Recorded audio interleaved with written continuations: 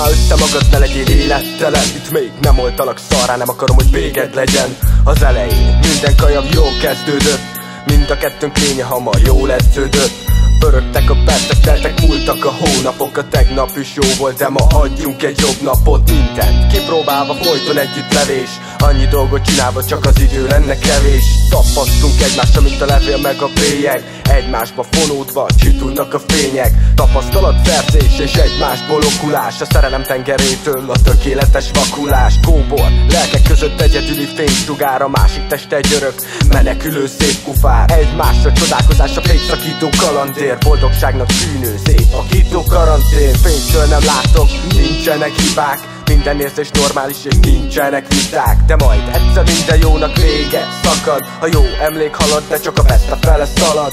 Közeleg a szakadék, a kapocs már maradék. A tolerancia miatt adott számla vagy haladék. Bizalomból amúgy sem gazdálkodhatok, hisz láttam, mikor egy előző gazdát ott hagyott. És pont miattam, a vágyaim mind kiadtam. Nincs semmi, amit kihagytam, pedig az elején néztem feléd riadtam.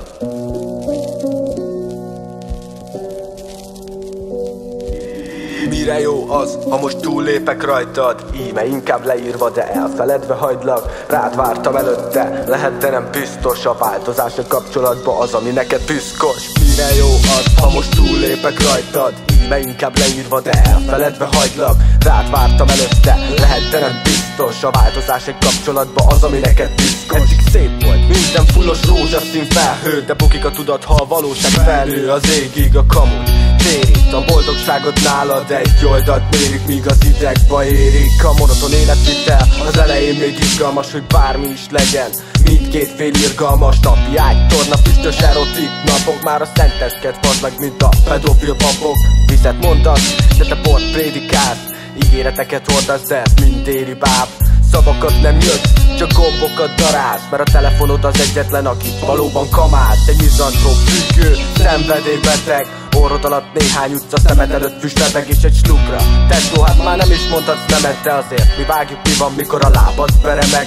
Az ígéretekről is mondanék még pár szót, mert a közepére én még nem korrigálnék zárszót. Te voltál a bárány és én meg a pásztor. Volt 100-szor, hogy alig bírtál lemászni az ágyról. Mire jó az, ha most túllépek rajtad? Íme inkább leírva, de elfeledve hagylak. Rád vártam előtte, lehet, de nem biztos. A változás egy kapcsolatba az, ami neked piszkos. Mire jó az, ha mindig görcsölök rajtad? Íme inkább töröllek és más kezébe hagylak. Rád vártam előtte, lehet, de nem biztos. A jótól és a rossztól is elbúcsúzok itt most, mert addig érzel valamit, míg had jó párnyi bogyó. De a szereteted valótlan, mint a koponyányi monyó. A Siler, tesó, egy verbális vagány, egy spektrális talány, egy elmebeteg talán.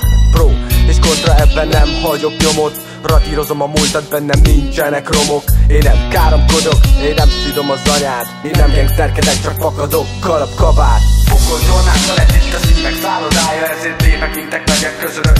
Sayonara.